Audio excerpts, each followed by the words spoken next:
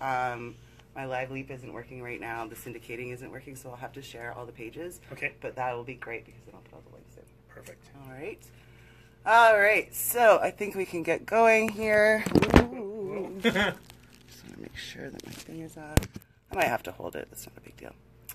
All right. Hey guys. Hey Kelly. I'm over at Gym Rat with Jeff Morin. Morin, yes. He owns the store. He's got one in Terwilliger as well. And I just wanted to come and say hello and visit him and ask a few questions that you guys had for us. Hey Pam, nice to see you guys. Please say hello as you're popping in here. So Jeff, why don't you just tell us about yourself? So I started Gym Rat, a home-based company, about 3 years ago. We used to buy all our supplements online, and we found it was significantly cheaper than stores. So we were trying to figure if there's a way that you could open a store and still be the same prices online. And initially it was being home-based until you start getting the bigger discounts that you get when you open more stores and things like that. Mm-hmm. And then we built a good client base, and so we had enough of a client base that we were able to open a store and continue moving forward. My wife and I have always been involved in the fitness industry. I myself started off as an overweight kid, and then I got into the gym and had a bunch of guys take me under the wing, kind of show me the ropes and teach me a little bit about supplements, and I got into bodybuilding from there. So, and my wife also competes in bikini, so we're really passionate about everything to do with health and fitness, and not just on the bodybuilding side of things, but just in general. Yeah. And his wife Angela just competed in nationals, and she placed 8th in bikini, which is pretty awesome considering it's such a huge category. So that's very cool. So we're over on at the Fort store here on the north side. They do have one just opening they already opened in Terwilliger. But we're going to talk about, hello Ashley, hey Kelly. We're going to talk about some basic questions. So I asked you guys yesterday what kinds of things you would like to ask. So I wrote some of them down, and we're going to ask Jeff. If you guys have questions as we're talking about this, please make sure that you are posting below so that we can get to those questions later. Okay? Also, we're going to do a little bit of a giveaway, so please stay tuned as we're talking about this stuff. Okay? So we're going to talk about protein powders, just because it's sort of a basic thing that we kind of recommend to you guys for recovery, things like that. So Jeff, tell me about protein powders. What to look for? What are the things that you should look for? What are the things that you don't want in your protein powders? Those kinds of things. The big thing I always recommend for people when it comes to protein powders is, first off, I ask them, when are you going to be taking the protein? Is it going to be as a meal replacement? Is it going to be after your workout? That's just going to determine whether an isolate's going to be better for you or a concentrate. And the difference between the two of them is the concentrate is a slower absorption, whereas an isolate's very quickly. Okay. So in that anabolic window after a workout for like the 45 minutes to an hour, an isolate is ideal. It's going to get into your bloodstream much quicker, stop the muscle breakdown, help rebuilding. And also some people, before bed, I usually recommend casein or food, depending what they can have. It's just casein gels up in your stomach. It slowly digests throughout the night, so you get a continual trickle of amino acids into your bloodstream. Awesome. So concentrates are generally a more cost-effective option. So if you're just looking for a meal replacement, there's really no need to spend the extra money on the isolate. Again, the difference there is also isolates are mostly 98 to 100% lactose-free, whereas concentrates are not. So if you're lactose intolerant, an isolate is definitely going to be a better fit for you than a concentrate. It should not bug your stomach. And there is a few options that are fully lactose-free and certified lactose-free. Okay, and those would be more of the vegan options? No, there's actually whey ones, whey isolates, where they fully remove the lactose, so they just do a little bit more processing of it. A couple of the brands that we have is the Perfect Sports. They have Creed and Diesel, and they're both naturally sweetened as well. So depending on what kind of diet you have, some people want completely natural, no artificial colors. We have all over the spectrum. We have some that have sucralose, some that have stevia, some that have monk fruit. So there's a lot of different options out there now. Okay. One of the questions that we often get is, we recommend New Zealand whey a lot of the time. What's the difference between a New Zealand whey product and just one of the products that you were talking about before? So New Zealand whey is made from New Zealand cattle's milk. So the thing with New Zealand whey is, in New Zealand, everything has to be certified organic. So these cattle are eating a grass-fed organic diet. Therefore, there's not going to be any of the added hormones and stuff that you might find in other type of whey products, because the cattle here, a lot of them are on antibiotics and things like that because they're in mass facilities where they're not getting out, they're not eating grass. And the thing with grass-fed cattle is it has a way better omega profile than standard cattle. So, and it trickles down through the milk as well. Now, again, New Zealand's going to be significantly more money. But so I tell people, if your diet is not fully organic anyways, is it really worth spending the extra money on the New Zealand way? Because if you're not eating organic everywhere, you're still getting exposed to all these herbicides and everything else anyways. All right, very good point. That's a great point. Just making sure that we don't have any other questions. So the next big question that we had was the magic pill fat burners. All right, you guys know how I feel about this, but I'm hardly the expert. I've probably taken one in my life. It was terrible. It was probably about 10 years ago. But tell me about fat burners. What is the benefit? What are the bad things, the good things? When should you be taking these things? The main thing with fat burners the effect that most people are looking for is more energy than actual fat burning effect. You're not really going to notice a fat burning effect. And the first thing I tell all my customers that want them is if your diet and exercise are not in check, this pill isn't going to help. You can't go to McDonald's every day, take a pill, and compensate for that. It's not going to happen. There is stim-based fat burners and non-stim-based fat burners. For most people, I'm a shift worker with 2 young kids. I run a store, so I like my stims. So more than anything, I'll use it for energy, more so than the fat burning effect. But there is some non-stim ones. So if you get jittery or you're really caffeine sensitive, there's some that are more based off of something like L-carnitine, where it still helps mobilize fat as an energy source, and it's a naturally occurring amino acid.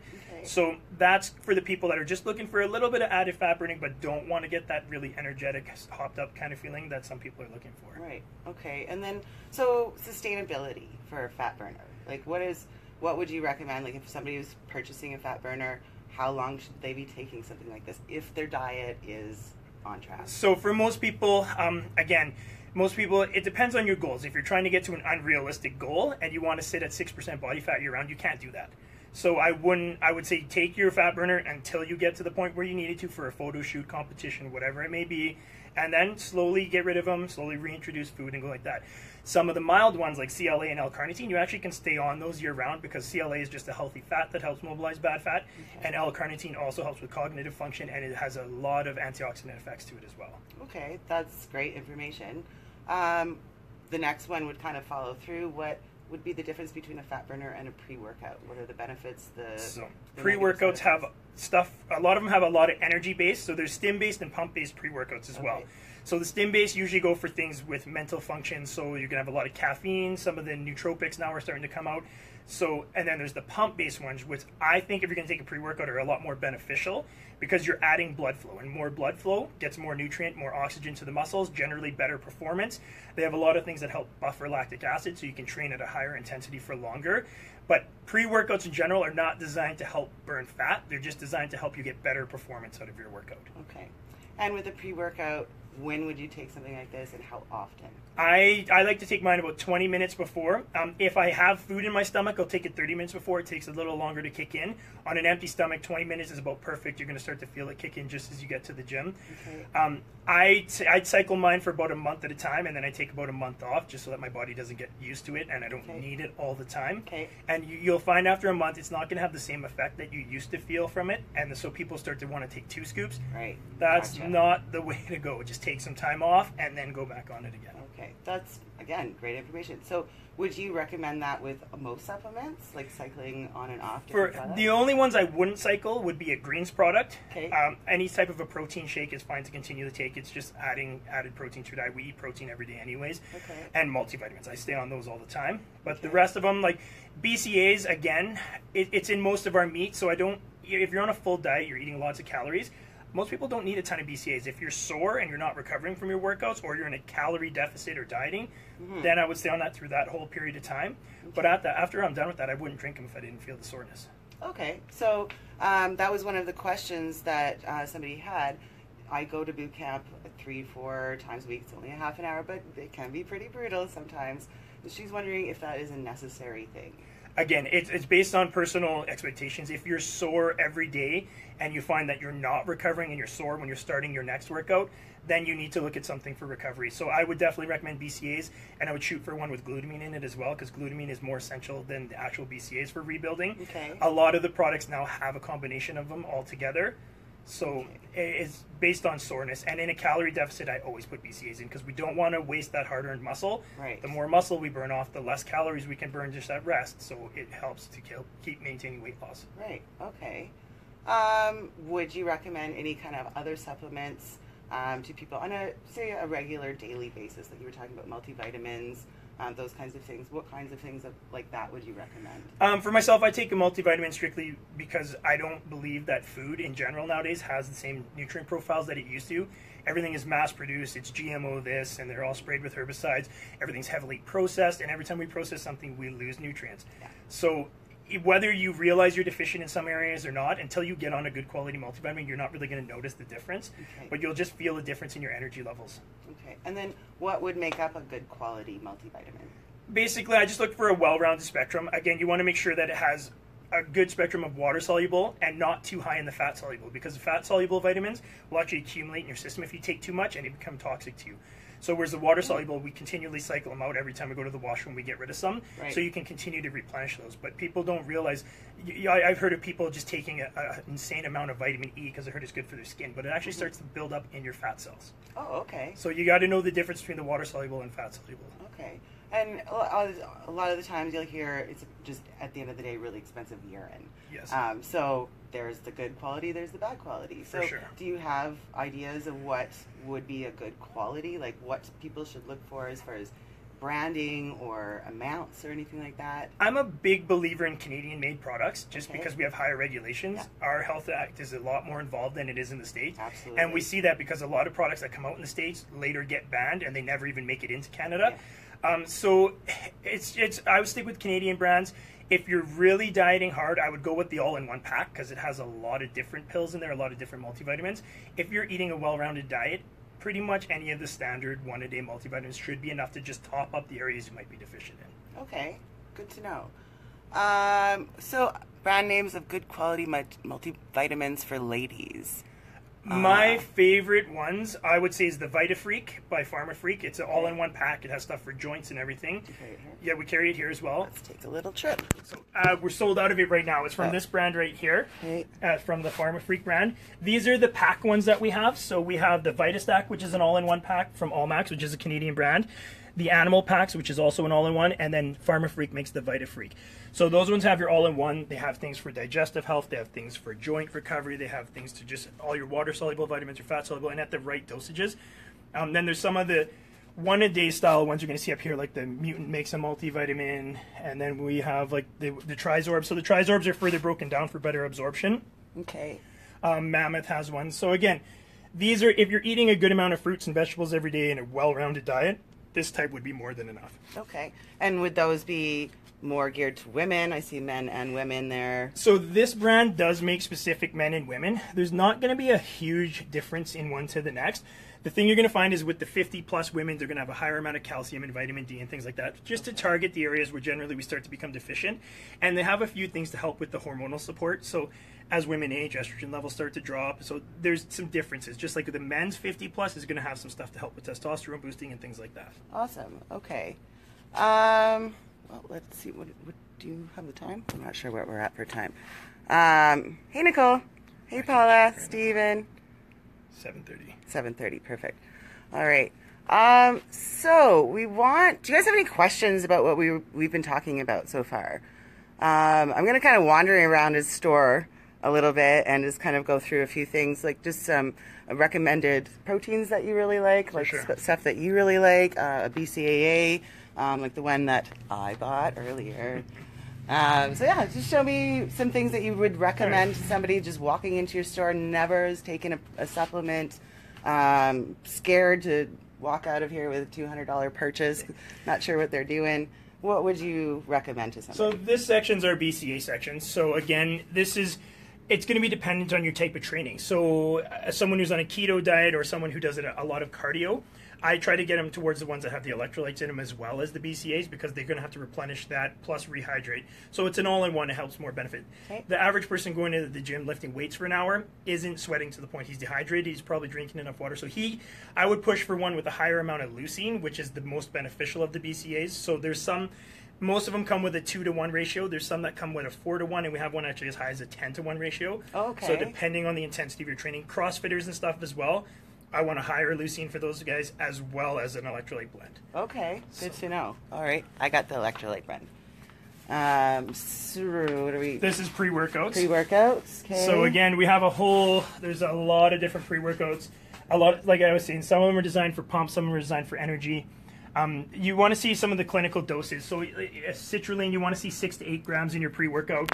Beta-alanine, the clinical dose is 3.2 grams. So if you see one that has 500 milligrams, and it's not going to do a lot for you. And try to avoid ones that say a proprietary blend, because generally that's their way of hiding the fact that they put less of the most beneficial ingredients because they're more expensive. So all you know is there's 8.7 grams of all these ingredients combined. You don't know how much of actually each one there is. Oh. And a lot of the brands are getting away from that now because there's been a lot of scrutiny in the States over it. So it's getting better. Okay. So yeah, avoid proprietary blends. Avoid proprietary blends. Yes. That's really interesting because I did not know that. Yeah. And I see that all the time on labels, right? For sure. Don't really know what it means, but yeah. Okay, good to know. So, you see proprietary, stay away. All right. Protein powders are over here, so we have a whole whack of isolates. One of the things I like to see with protein powders is there shouldn't be an ingredient list as long as the whole label. If you look at this one, very, very few things. Whey protein isolate, cocoa, colorant, and stevia. Awesome. So the less ingredients you have, the less fillers there's most likely going to be. And again, this one's sweetened stevia, a natural plant extract. And one thing that's good about stevia is it's actually an alkali sweetener, whereas most of the sucralose and aspartame are acidic, and it's beneficial for keeping your inflammation down and preventing cancer growth to stay in an alkaline state. Okay. All right. Those look very... These are delicious.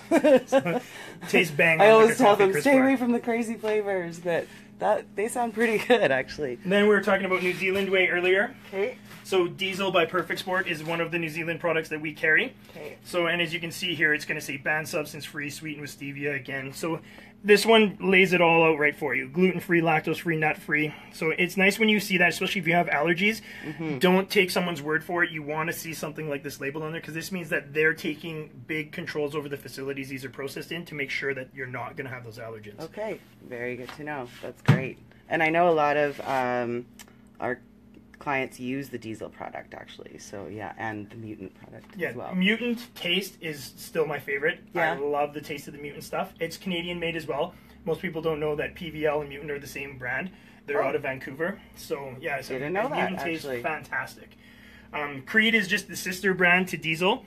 The only difference is Diesel's New Zealand whey, Creed is Canadian. Creed's a slightly lower price point, but again, it still has all the same sweetened with stevia, no nuts, no lactose, everything. So I recommend to my customers that if your whole diet isn't organic, you're not going to notice much of a difference if you go with Diesel versus Creed. So if they want to save the few extra dollars, Creed's a suitable option for sure. Awesome. Okay, because yeah, I often see them paired together, and I wasn't really sure about that. Okay, that's great information. What else? We can go over to the fat burner section. Sure. I know you don't like them so much, but we'll That's talk okay. a little bit about them. Well, but what you were saying earlier, though, made a ton of sense. If your diet's not on track, you don't have a specific goal, there's probably not a reason to be taking them. For sure. Correct? So for myself, if I get somebody who's slightly older or doesn't normally take caffeine, the first things I go to is L-carnitine and CLA. Okay. Zero stims, they can stay on them long periods of time. They actually have health benefits besides just helping mobilize fat as an energy source. So you're kind of getting a little more out of it than just a fat burner. As I was saying with the L-carnitine, you know, the antioxidants, huge. Helps prevent cancer. It's good for a lot of things. So there's certain people that just need that energy kick. 2 young kids at home, I need my energy kick. So Yeah, I like things like Mr. Hyde Cuts where it has a lot of caffeine in it. Okay. Then it has some of the added things as well. It'll have some synephrine. It'll have some, which is it's from a natural source, so bitter orange extract. And then it'll have some L-carnitine and a few added things.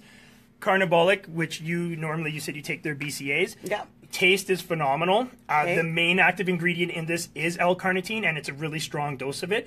And it's very low on the stim side, so it doesn't give you that jittery feeling. Okay. And then they have a sister product, Thermal XTC, for the people who like more of the stim effect again. Oh, okay. So, but I'm a big fan of L-carnitine. It goes into every meal plan that I do for everybody. Really? Yes. Okay.